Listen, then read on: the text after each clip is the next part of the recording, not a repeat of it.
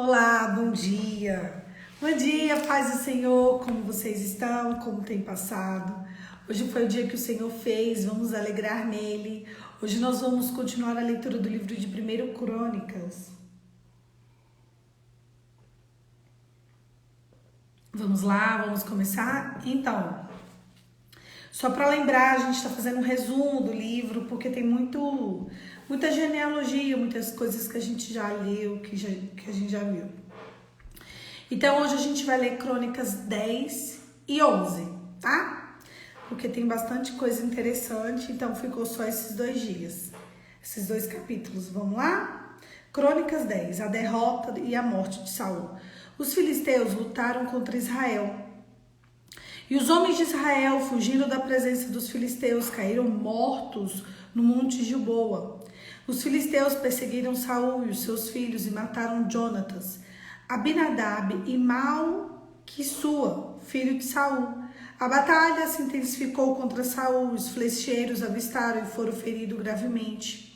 Então Saul disse ao seu escudeiro: arranque a sua espada e atravesse-me com ela, para que não me venham esses incircuncisos e zombem de mim. Mas o seu escudeiro não quis fazer isso, porque ele estava com muito medo.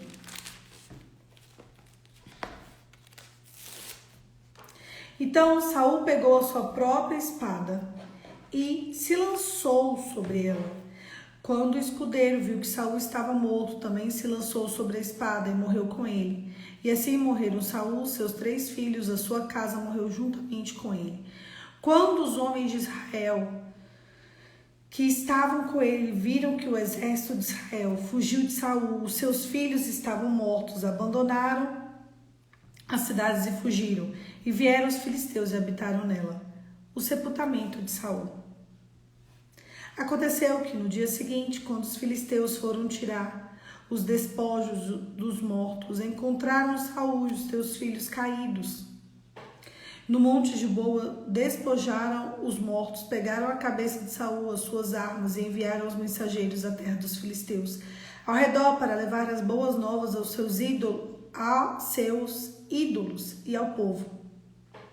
Puseram a arma de Saul no templo de seu Deus e a sua cabeça fixaram no templo de Dagon. Quando todos os moradores de Jabes de Gileade ouviram tudo que os filisteus haviam feito com Saul, todos os homens valentes levantaram, pegaram o corpo de Saul, o corpo dos filhos e trouxeram a Jabes. Depois sepultaram os ossos dele debaixo de um arvoredo em Jabes e jejuaram 7 dias. Assim Saul morreu por causa da transgressão cometida contra o Senhor, por causa da palavra do Senhor que não tinha guardado, e também consultou uma médium e não ao Senhor, e por isso transferiu o reino ao filho de Jessé,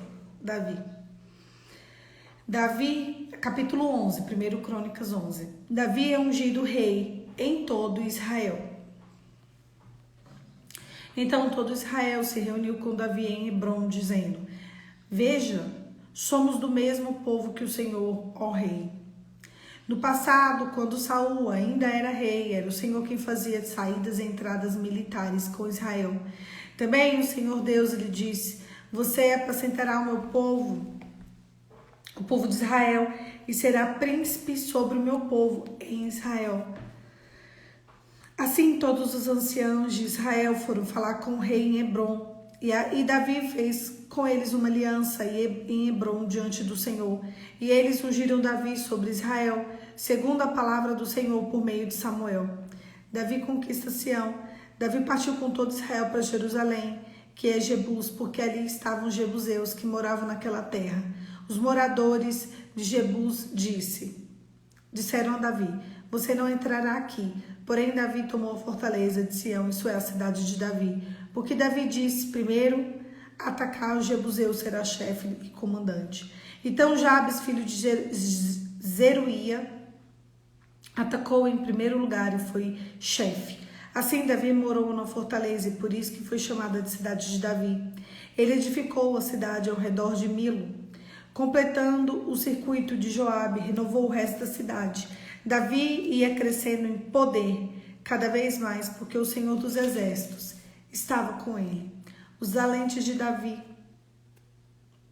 São esses os chefes valentes de Davi que apoiaram valorosamente no seu reino em todo o Israel.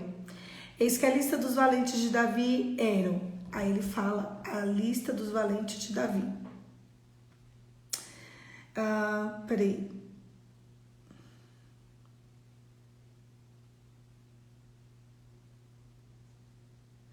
Puseram-me no meio daquele terreno e defenderam e mataram os filisteus. Peraí, deixa eu só voltar aqui. Pronto. Eis que a lista dos valentes de Davi eram: Jaboão, Acmonita, o principal dos 30 era Branil, que lançavam contra 300 homens e o matou de uma só vez. Depois Eleazar, filho de Dodô, Aoita, que era um dos 3 valentes. Esses estavam Davi, Damim. Quando os filisteus se reuniram para a batalha, havia ali uma plantação de cevado. O povo fugiu dos filisteus. Puseram-se no meio daquele terreno e defenderam e mataram os filisteus. E o Senhor efetuou grande livramento. 3 dos 30 chefes deram a rocha para falar a Davi na caverna de Adulão, e o exército dos filisteus tinha acampado no vale dos Refaíns. Nessa época, Davi estava na fortaleza da guarnição dos filisteus e estava em Belém. Davi suspirou e disse: quem dera de beber a água do poço junto ao portão de Belém. Então aqueles 3 romperam pelo acampamento dos filisteus e tiraram água do poço junto ao portão de Belém e levaram a Davi. Ele não quis beber, mas derramou como libação ao Senhor e disse: longe de mim, ó Deus, fazer tal coisa. Beberia sangue dos homens lá fora, colocando em risco a vida? Pois arriscando sua vida trouxeram. Assim, não quis beber. São essas coisas que fizeram os 3 valentes. E também Abissai, irmão de Joabe, que era chefe dos 30. Esses acamparam e esses empunharam a lança e atacou 300 homens e os matou. E tinha nome entre os 3, e ele era mais nobre do que os 30 e tornou-se chefe deles.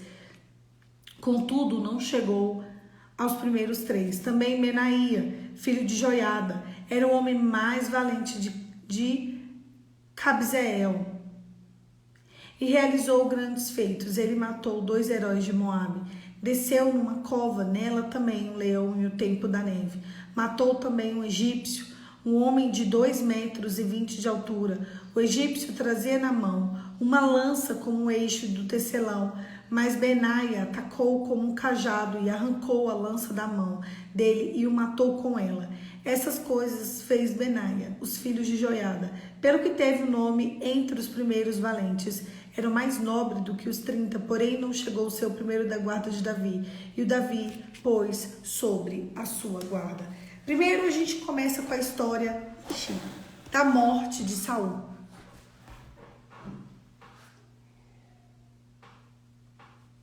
Como Saul morre. E a Bíblia diz que Saul perdeu o reinado e Saul morreu aquele dia por pecado. Muito interessante a gente observar que a nossa vida pode ser abreviada por pecado. É pesado isso, né? A nossa vida pode ser prolongada se a gente estiver diante de Deus. E eu vou dar um exemplo claro para vocês, que a gente leu agora recentemente, o rei Ezequias. Ele teve a vida prolongada mais 15 anos. Imagina se hoje for o dia da sua morte e o Senhor te visitar e observar em você um coração contrito, quebrantado e te der mais 15 anos de vida. Que benefício, que privilégio é você poder cuidar dos seus, você poder fazer as suas coisas por mais 15 anos, sendo que hoje é o dia da sua morte. Justamente porque você amou o Senhor. Agora imagina se você tivesse mais 15 anos e você perde esses 15 anos por pecado. Davi, ele fez coisas muito mais terríveis que Saul. Davi, ele matou gente. Davi, ele foi adúltero. Mas, regra geral, a vida de Davi era se entregar ao Senhor. A gente leu no texto de ontem, de hoje, tudo que Davi fazia, gente, tudo, ele perguntava a Deus antes. Deixa eu te fazer uma pergunta. Você tem perguntado a Deus antes? Senhor, eu faço isso. Senhor, eu faço aquilo. Senhor, eu vou para tal lugar. Tomara que Deus me abençoe. Eu conto contigo. A minha pergunta para você é: você tem contado com Deus na rotina? Senhor, eu vou pelo caminho que eu sempre fui? Sabe, eu tenho um caminho para ir para o meu trabalho. Eu vou por ele? Espírito Santo, me revela a verdade, a justiça e o caminho. Vocês têm perguntado para Deus? Vocês têm contado com Deus? A gente vê um rei morrer. Qual foi o pecado de Saul?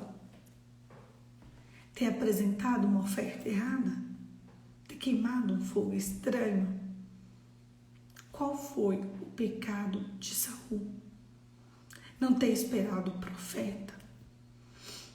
Esse foi o pecado de Saul. Ter consultado uma médium, já que Deus já tinha se afastado dele. Porque quando a gente convive com Deus, e Deus de fato fica em silêncio, a gente fica enlouquecido para poder ouvir a voz profética, entende? Quem já experimentou o Santo dos Santos? Quem já experimentou o poder da revelação?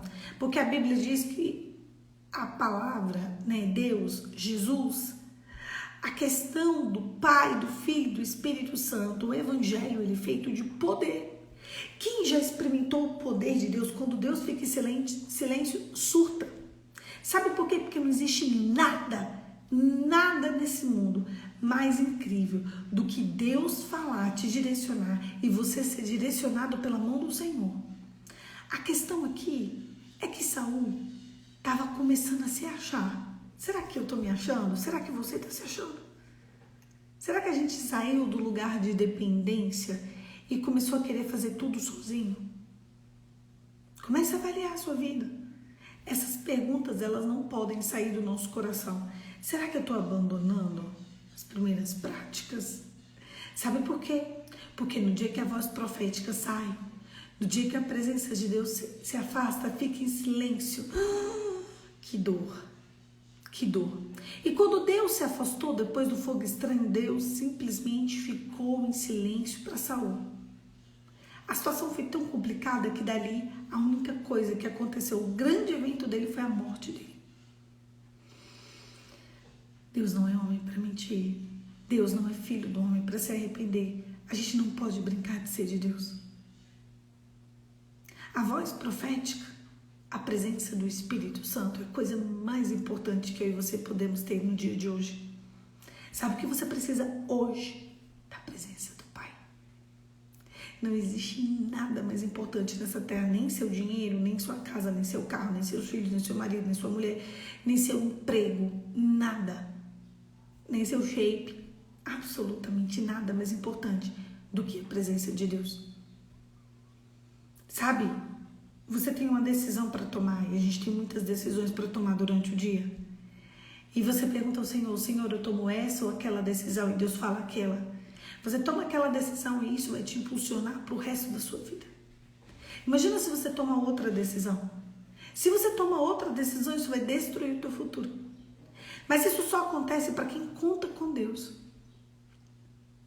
Sabe por que Davi é ungido rei? Ele é um homem segundo o coração de Deus. E tudo isso acontece porque ele se importa com Deus. Se eu pudesse nomear esse devocional, seria assim: conte com Deus. Se importe com Deus. Procure o Senhor. Pergunte ao Senhor. Tudo. As coisas mais simples, das coisas mais complexas. A gente tem orado muito pouco. A gente tem querido Deus muito pouco. Por isso que a gente recebe pouco. Quanto mais você busca o Senhor, mais Ele vai se revelar a você. Eu tenho um desafio. O desafio para mim e para você é que nesses 2 meses, faltam 2 meses e alguns dias para acabar o ano, seja o tempo em que você mais busque ao Senhor. Você aceita esse desafio? Se entrega enlouquecidamente. Lê Bíblia, jejua, ora, se entrega, pergunte ao Senhor, cante louvores, conte com Ele, levante na madrugada. Não pelo que Ele vai fazer, porque Ele faz, mas por quem Ele é, para que a face dEle seja revelada a você. E aí sim, do alto, seremos revestidos de poder. Eu amo quando Jesus diz a Satanás: Nem só de pão viverá o homem, mas de toda palavra que procede da boca de Deus. E esse é o desafio para mim e para você nessa manhã. Não viver só de pão, não viver só do dia a dia, do cotidiano, mas de toda palavra que procede da boca de Deus. Quer viver da palavra? Quer viver do sobrenatural? Aceita esse desafio, se entrega ao Senhor. Se entrega de verdade, entrega teu Isaac no altar, as tuas decisões, o comando da tua vida. Nem só de pão viverá o homem, mas de toda palavra que procede da boca de Deus. Olha, tá tudo errado aqui, tá tudo bagunçado, tá bom. Às vezes fica mesmo, gente. Às vezes o inimigo faz a gente de chacota mesmo. Às vezes ele quer rir da gente. E é bem nessa hora que a gente tem que confundir ele e viver de toda palavra que procede da boca de Deus. Começa a plantar coisas boas quando você estiver colhendo coisas ruins. Você vai ver que as coisas vão, a bênção do Senhor vai te alcançar. Pode não ser hoje nem amanhã, mas a tua vida vai mudar e está prestes a mudar. Você vai colher bons frutos desse tempo. Não se esquece. Não se esqueça, aliás, nem só de pão viverá o homem, mas de toda palavra que procede da boca de Deus. Feche seus olhos e vamos orar. Pai, em nome de Jesus, eu quero te dizer, Senhor, que eu conto com você, que eu me importo contigo, que eu me importo com a tua presença, que eu me importo com a tua revelação. Senhor, eu me importo com o que o Senhor pode me entregar. Eu quero declarar nessa manhã que nem só de pão eu viverei, mas de toda palavra que procede da boca de Deus. Me revela, Senhor, me revela o que eu não sei. Me revela o oculto, escondido, me direciona, me leva a um outro nível de adoração, onde eu possa te encontrar face a face. Em nome de Jesus. Amém. Você está pronto? Você está pronta para ser levada a um outro nível de adoração? O Senhor está pronto para te alcançar nessa manhã e fazer de você um belo encontro. Arma a tenda do encontro e vai lá se encontrar com Deus, porque Ele está te esperando, Ele está nos esperando para que a gente tenha um encontro lá na tenda do encontro. Um beijo, fica com Deus e até amanhã. Amanhã a gente vai continuar o nosso resumo, tá? Eu vi aqui, eu acho que serão 9 ou 10 dias. São 29 capítulos, a gente vai fazer em 1/3 de dias, porque tem muita genealogia, tá? Muitos nomes, e a gente já leu todos esses nomes nos outros livros, tá bom? Um beijo, Deus te abençoe, e até amanhã para o nosso resumão de 1 Crônicas.